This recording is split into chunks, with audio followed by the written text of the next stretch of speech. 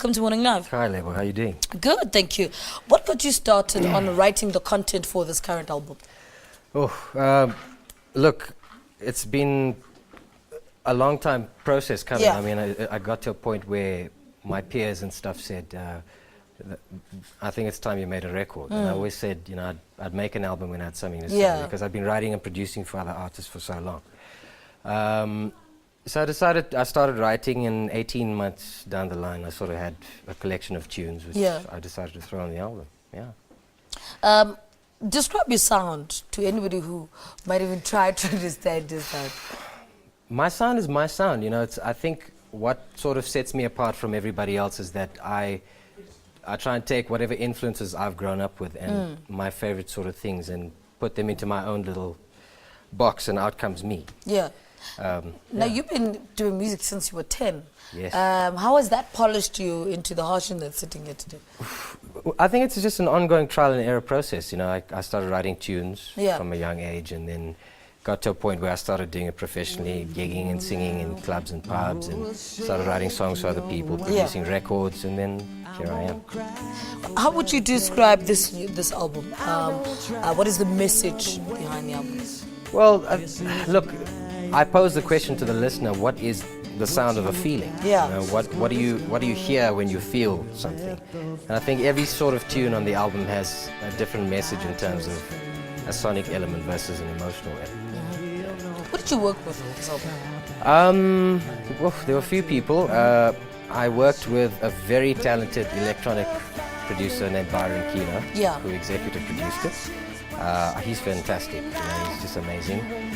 Denny Lalouette, who played bass on it, and then the rest was me. Yeah, I mean, you say you've been writing songs for a lot of other artists. How difficult was it to write for yourself and then get all those creative juices and reduce them into you can't fit them all in? It is actually a very tough thing, because you know, when I'm given a call to write for other artists and stuff, I always write around them, around their voices. Yeah. And then I've got to sort of separate myself from the entire picture. That's why it took as long as it did. Yeah.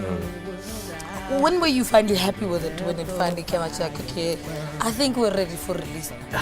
We're never happy. Yeah. You know, I sit here listening to the stuff, and I'm like, you know, I could have done that differently or that differently. It's always the case, What were the highlights of putting this album together? I think because it was a lot of a solo effort. It sort of made me realize what I'm actually capable of personally, and that for me was one of the highlights of the whole thing. You know, actually sitting back, listening to the final master with Byron and all the other guys, and sort of saying, okay, I think it's time. Why is it worth a buy? Why is it worth a buy? Because I think it's different to what's out there. I don't like to follow trends. I like to try and set them. Yeah. So, you know, whoever's going to listen to the record will sort of hear that. Musically, what inspired and influenced the sound of this album? This album? Essentially, this album is about my journey in the music industry along the way. You know, my strengths, weaknesses, the competition, what I've been up against, you know, and obviously there's a strong message about love and relationships and my boy and all of those kinds of things. So it's basically my life, you know. This record is a story of my life. And having interacted with so many artists, how have their influences shaped you into the Harshn that you are today? Well, again, you know, it's working with so many fantastic artists, writers, players. It's also made me realize where I'm at and how my sound and my style is different. I've carved a kind of a niche for myself versus the other guys' sounds. I mean, everybody's got their own unique sonic identity. You said that in your title you ask a question, the sound of a feeling. Yes. How long did it take you to come up with that title? And when were you say, but I'm going to pose it as a question? I mean, it's so different. The thing is, I can't remember where I was. I was watching a film or something, and I said to myself, okay, what is the sound of a feeling? It just came into my head, and then I actually wasn't going to have a title track for this album, but I started writing it, and then it just it was the missing link that glued everything together.